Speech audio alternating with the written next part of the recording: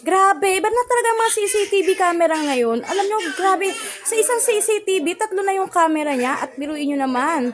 Ayan, ito nga pala guys yung ating Pranwell Smart CCTV camera.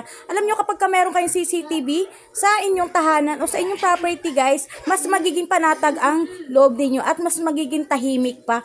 Kasi paano ba naman meron ka ng CCTV camera? Ayan, 24/7 kayong babantayan ng CCTV camera na to. Ito nga pala guys, yung ating mga user manual at saka yung mga accessories.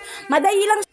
At kung paano mag-download ng apps neto guys, scan nyo lang yung QR code, then ayan, automatic magda-download na yung Pranwell apps. Pero pwede mo siyang i-connect sa B380 Pro. Ayan, kasi upgraded na rin siya ng B380 Pro. Kaya kung naghahanap kayo ng CCTV camera, ito guys, magandang gamitin ha.